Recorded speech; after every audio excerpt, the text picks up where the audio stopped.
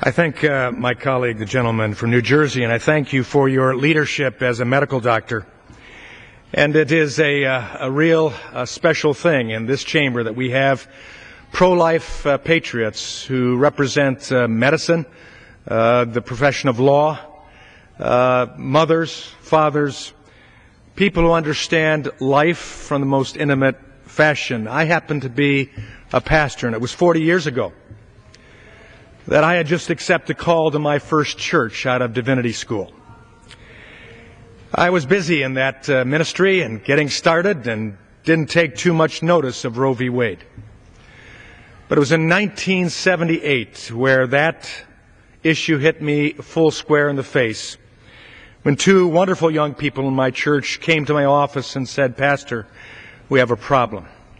And went on to talk about an unplanned pregnancy that they had. As we discussed, they committed to the fact that they intended to keep the child as a gift of God. But ultimately, the story didn't go that way because their parents, who were fine, upstanding church members, yet determined that these children wouldn't have that as a detriment to their life, encouraged them to, as they called it, terminate the pregnancy.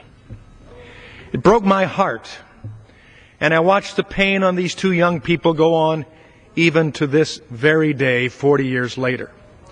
And I committed to my God that I would stand for life strongly, and had the privilege of doing that in the pastorate, in counseling sessions, on boards of adoption agencies and crisis pregnancy centers as well.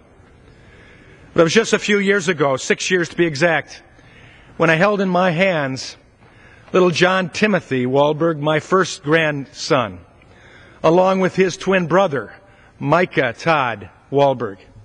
Two little boys born at 24 weeks, 1 pound, 12 ounces, 12 inches long, fighting for life.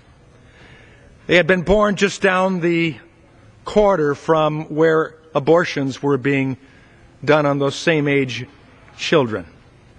And I saw these two boys fight for life. Someday I will see John Timothy again in heaven.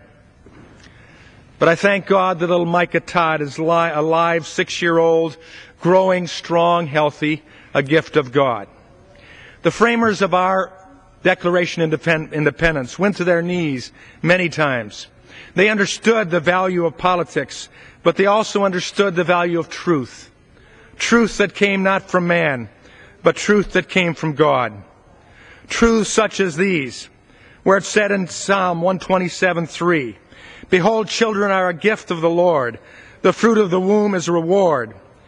Jeremiah 1:5, "Before I formed you in the womb, I knew you. Before you were born, I set you apart." Psalm 139, where it says, "For you formed my inward parts. You wove me in my mother's womb. I will give thanks to you, for I am fearfully and wonderfully made. Wonderful are your works, and my soul knows it very well. My frame was not hidden from you when I was made in secret and skillfully wrought in the depths of the earth. Your eyes have seen my unformed substance, and in your book were all written the days that were ordained for me, when as yet there was not one of them." I end by going back to what ultimately came from understanding of truth by our framers and founders, when they said, "We hold these truths to be self-evident, that all men are created equal and endowed by their Creator with certain inalienable rights, among them the right to life, liberty, and the pursuit of happiness." I yield back. Thank you so much, Mr. Walberg.